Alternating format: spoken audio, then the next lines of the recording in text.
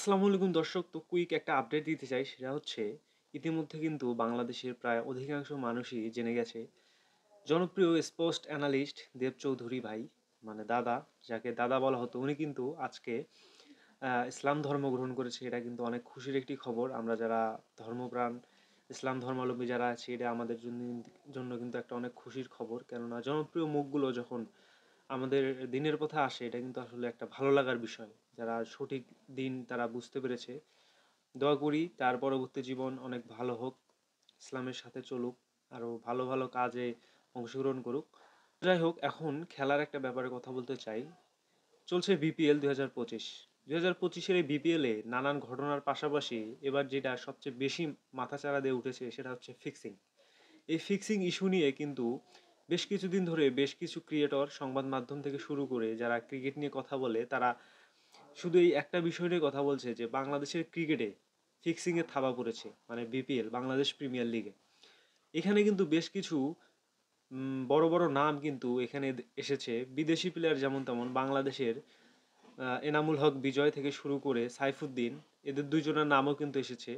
তো এই বিষয় নিয়ে আমার মতামত হচ্ছে, সম্প্রতি খুলনার সাথে রংপুরের যে ম্যাচে সাইফুদ্দিন যে টানা দুটা নো বল করলো, এটা আসলে কৌতূহলী মনে একটা প্রশ্ন জাগে। এটা কি আসলে, কি মানে, যে একজন প্রফেশনাল একজন প্লেয়ার নো ওয়াইড বলার সিক্স খাবে, হতেই পারে, কিন্তু এরকম এক ওভারে টানা দুটা নো, একটা হাই নো, যে নোটা মানে কি আর বলবো, যারা ক্রিকেট খেলে না ওরকম নো, একজন প্রফেশনাল লেভেলের বলার হয়ে এটা তার থেকে, সাইফুদ্দিনের থেকে আশা করা যায় না। যদিও তাকে দোষারোপ করার ঠিক না, কেননা এখনো ওইভাবে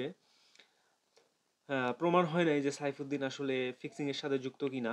হুম। তো জনপ্রিয় একজন কন্টেন্ট ক্রিয়েটর, যে আগে ছিল সাংবাদিক, এখন কন্টেন্ট ক্রিয়েটর হয়েছে, সবার সুপরিচিত রিয়াসাত আজিম ভাই, উনি একটা কন্টেন্ট করেছে কিছুক্ষণ আগে দেখলাম সাইফুদ্দিনকে নিয়ে। তো উনি ওখানে বলেছে যে উনি নাকি রংপুর রাইডার্স অথরিটির সাথে ভালোভাবে কথা বলছে।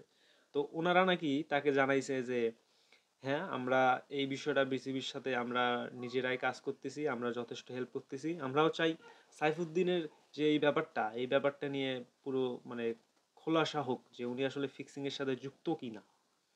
তো বুঝতে পারতেছেন, এটা আসলে মেন অথরিটি যারা আছে বিসিবি কর্তৃপক্ষ, বিপিএল কর্তৃপক্ষ, যদিও বিপিএল আর বিসিবির কর্তৃপক্ষ একই বাংলাদেশের প্রেক্ষাপটে। যাই হোক, তো আমি চাই এটার সুষ্ঠু একটা তদন্ত হোক। যদি থাকে, আদৌ যদি কোনো যোগসালিশ থাকে ফিক্সিংয়ে, এটা নামটা উঠে আসুক।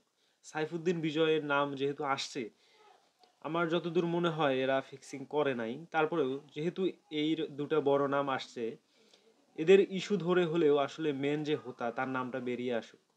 আমি চাই বেরিয়ে আসুক, কেননা এটা বের হওয়াটা দরকার। এবারে চলতি বিপিএলে কিন্তু বেশ কিছু ঘটনা ঘটেছে, যেটা আসলে কাকতালীয় বলাটা ভুল হবে, যেটা আসলে বোঝা যাচ্ছে নিজেই চিন্তা ভাবনা করে এই ভুলগুলো করা হচ্ছে। তো এই ভুলগুলো আসলে কে করাচ্ছে, কেন করতেছে, এই সঠিক তথ্যটা আসলে বের করে আনা দরকার। বড় নামের ইস্যু দিয়ে হলেও যারা এই সুযোগ সুবিধাগুলো নিচ্ছে, যারা ফিক্সিং করতেছে, যারা ক্রিকেটের নাম, বিপিএল এর নাম বদনাম করতেছে, এরকম বড় বড় ব্লেন্ডার করতেছে, এই জিনিসগুলো, এই নামগুলো আসা উচিত। তাহলে বাংলাদেশের ক্রিকেট ভালো থাকবে,